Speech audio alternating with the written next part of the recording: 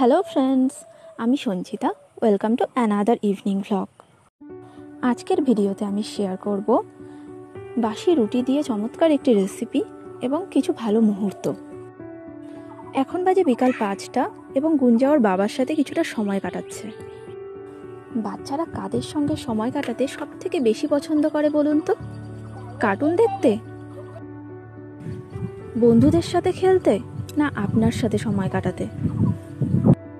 Yes, আপনার সাথে সময় কাটাতে আপনার বেবি সব থেকে বেশি পছন্দ করে।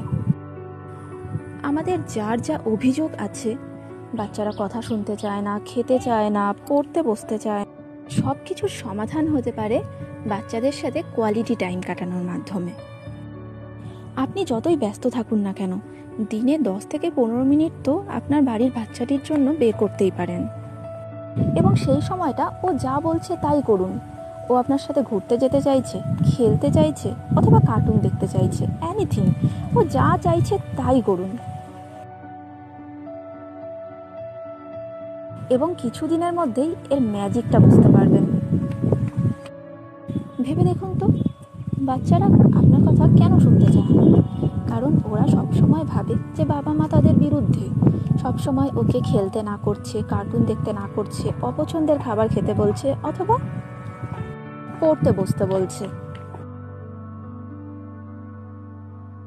কিন্তু যখন আপনি ওর কথা শুনতে আরম্ভ করবেন, তখন ও আপনার কথা শুনতে আরম্ভ করবে এবং আপনাদের মধ্যে গড়ে উঠবে একটা সুন্দর বন্ধুত্ব, যা ওর ভবিষ্যৎ জীবনকে আরো উজ্জ্বল করে তুলবে।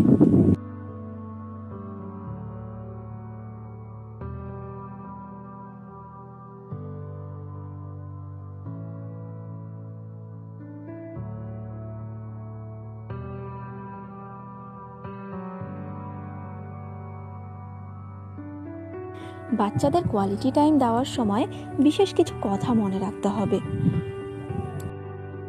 সেই সময় ওদের বিরুদ্ধে যাওয়া যাবে না, ওরা যা বলছে তাই শুনুন। ওদের কোনো ভুল সেই সময় ধরা যাবে না এবং বকাবকি করা যাবে না। এবং মোস্ট ইম্পর্ট্যান্ট, ওদের সাথে ওদের বয়সের মতো আচরণ করুন। দেখবেন ওরা কত খুশি হচ্ছে।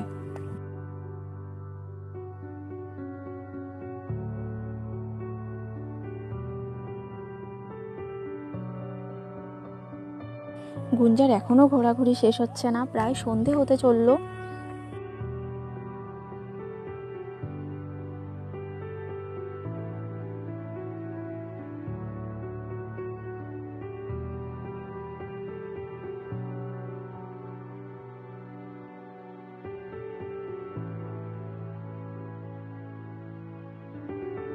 এখন আমি আপনাদের সঙ্গে বাসি রুটির একটা রেসিপি শেয়ার করছি।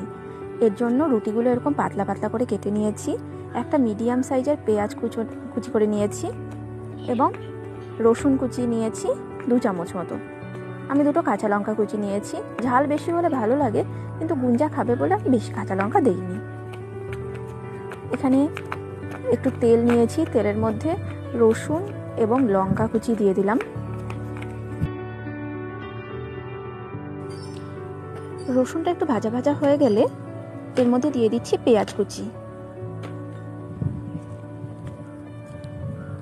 সামান্য লবণ দিয়ে দিলাম, পরিমাণ মতো লবণ একবারই দিয়ে দিলাম। এবার একদম লো ফ্লেমে পেঁয়াজটাকে ভাজবো কালার চেঞ্জ হওয়া পর্যন্ত। সামান্য হলুদ দিয়ে দিচ্ছি।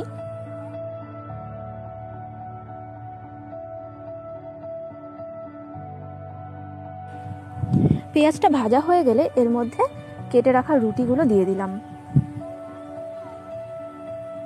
ভালো করে মিশিয়ে নিতে হবে।